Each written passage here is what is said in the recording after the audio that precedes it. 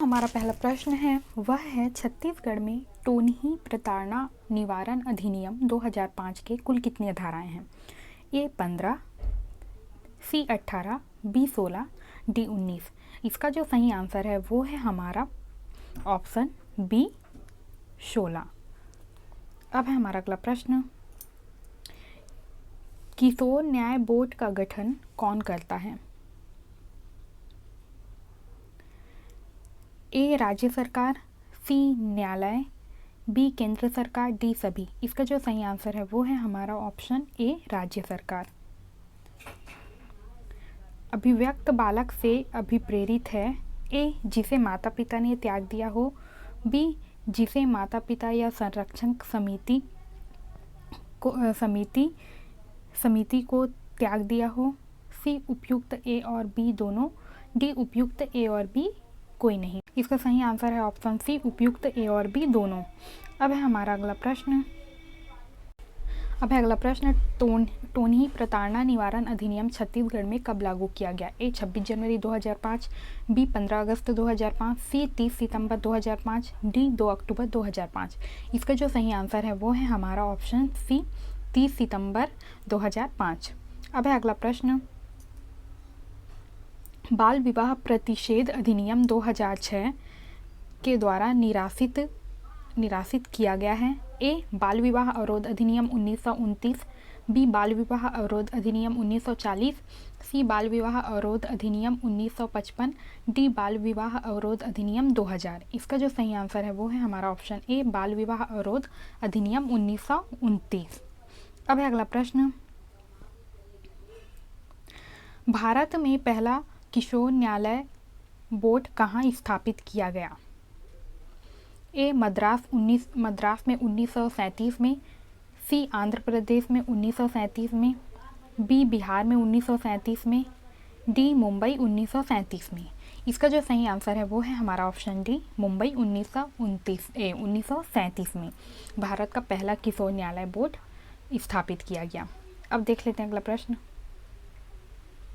टोनही से अभिप्रेरित है जो जादू, बुरी नज़र या किसी अन्य रीति के हानि पहुंचाएगा या हानि पहुंचाने की शक्ति रखता है। ए किसी अन्य व्यक्ति या व्यक्तियों को अथवा समाज, बी पशु को, सी जीवित वस्तु को, डी उपयुक्त सभी। इसका जो सही आंसर है वो है हमारा ऑप्शन डी उपयुक्त सभी। अब है हमारा अगला प्रश्न, छत्तीसगढ़ में दहेज प्रतिषेध अधिनियम कब लागू किया गया। ए वर्ष 2003 में, बी वर्ष 2001 में, सी वर्ष 2004 में, डी वर्ष 2000 में। इसका जो सही आंसर है वो है हमारा ऑप्शन सी वर्ष 2004 में। अब है अगला प्रश्न, घरेलू हिंसा से संरक्षण के अनुतोष के आदेश को प्राप्त करने के लिए मजिस्ट्रेट के न्यायालय में घरेलू हिंसा से स्त्री का संरक्षण अधिनियम 2005 की कौन सी धारा में आवेदन प्रस्तुत किया जाता है। ए धारा 11, बी धारा 12, सी धारा 13, डी धारा 14। इसका जो सही आंसर है वो है हमारा ऑप्शन बी धारा 12। अब है अगला प्रश्न, स्त्री संरक्षण अधिनियम की धारा 7 के अंतर्गत व्यथित व्यक्ति के अलावा कौन सा व्यक्ति चिकित्सा प्रभारी व्यथित व्यक्ति को चिकित्सकीय सहायता उपलब्ध कराने हेतु अनुरोध कर सकता है। ए संरक्षण अधिकारी और या सेवा प्रदाता, बी मुख्य न्यायिक मजिस्ट्रेट और या सेशन न्यायाधीश, सी जिला मजिस्ट्रेट या उपखंड मजिस्ट्रेट, डी उपयुक्त में से कोई नहीं। इसका जो सही आंसर है वो है हमारा ऑप्शन ए संरक्षण अधिकारी और सेवा प्रदाता। दहेज प्रतिषेध अधिनियम 1961 के तहत निम्न में से किसे दहेज प्रतिषेध अधिकारी घोषित किया गया। ए जिला महिला एवं बाल विकास अधिकारी, बी जिला मुख्य कार्यपालन अधिकारी, सी जिला विधिक अभियोजन अधिकारी, डी जिला जनसंपर्क अधिकारी। इसका जो सही आंसर है वो है हमारा ऑप्शन ए जिला महिला एवं बाल विकास अधिकारी। छत्तीसगढ़ में टोनही प्रताड़ना निवारण अधिनियम 2005 में दोषी व्यक्ति को कितने वर्ष की सजा दिए जाने का प्रावधान किया गया है। ए 5 से 7 वर्ष, बी 3 से 5 वर्ष, सी 2 से 3 वर्ष, डी 5 से 10 वर्ष। इसका जो सही आंसर है वो है हमारा ऑप्शन बी 3 से 5 वर्ष। अब है अगला, राज्य महिला आयोग द्वारा किए जाने वाले कौन सा कृत्य नहीं है? ए. जन सुनवाई करना, बी. महिलाओं से जुड़ी विषयों अन्वेषण एवं अनुसंधान गहन अध्ययन, सी. महिलाओं से जुड़ी शिकायत प्राप्त करना, डी. महिला जेल एवं महिला गृहों का निरीक्षण, ई. दंड अथवा सजा देना। इसका जो सही आंसर है वो है हमारा ऑप्शन ई, दंड अथवा सजा देना। है हमारा अगला प्रश्न, व्यथित व्यक्ति के बालक बालिकाओं की अस्थायी अभिरक्षा का आदेश मजिस्ट्रेट द्वारा कौन से प्रावधान के तहत दिया जा सकता है? ए. धारा 19, बी. धारा 18, सी. धारा 21, डी. धारा 22। इसका जो सही आंसर है वो है हमारा ऑप्शन सी, धारा 21। अब है हमारा अगला प्रश्न, छत्तीसगढ़ राज्य महिला आयोग का प्रथम अध्यक्ष हैं ए. श्रीमती सुधा वर्मा, बी. श्रीमती हेमलता चंद्राकर, सी. श्रीमती हेमवंत पोर्ते, डी. श्रीमती गीता देवी। इसका जो सही आंसर है वो है हमारा ऑप्शन सी, श्रीमती हेमवंत पोर्ते। हमारा अगला प्रश्न, राज्य महिला आयोग का अध्यक्ष हो सकता है ए. कोई विख्यात महिला या सामाजिक कार्यकर्ता, बी. कोई ऐसी महिला जो महिलाओं के हित के लिए प्रतिबद्ध हो, सी. ए और बी में से कोई भी जिसे सरकार नाम निर्देशित करे, डी. उपरोक्त में से कोई नहीं। इसका जो सही आंसर है वो है हमारा ऑप्शन सी, ए या बी में से कोई भी जिसे सरकार नाम निर्देशित करे। हमारा अगला प्रश्न, राज्य महिला आयोग के संबंध में कौन सा अधिनियम वर्तमान में प्रभावशाली है? ए. राज्य महिला आयोग अधिनियम 1995, बी. राज्य महिला आयोग अधिनियम 1992, सी. राज्य महिला आयोग विनियम 1998, डी. उपरोक्त में से कोई नहीं। इसका जो सही आंसर है वो है हमारा ऑप्शन ए, राज्य महिला आयोग अधिनियम 1995। अब है हमारा अगला प्रश्न, राष्ट्रीय महिला आयोग का गठन किया गया। इसका सही आंसर है हमारा ऑप्शन डी, 31/1/1992।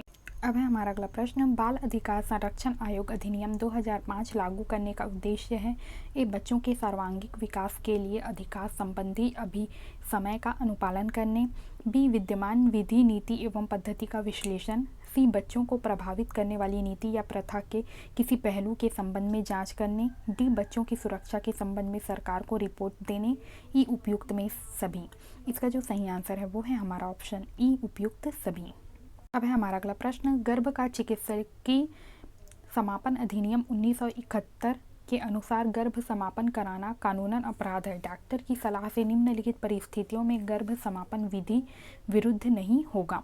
ए. यदि बच्चे को गर्भ में रखने से गौ को से खतरा हो, माँ को खतरा हो, बी. माँ के शारीरिक व मानसिक स्वास्थ्य को खतरा हो, सी. बच्चा गंभीर रूप से विकलांग पैदा हो सकता हो, डी. परिवार नियोजन का साधन असफल रहा हो, ई. उपयुक्त में सभी।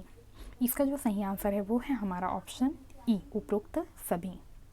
अब है हमारा अगला प्रश्न, राज्य दत्तक ग्रहण संसाधन अभिकरण के अध्यक्ष होते हैं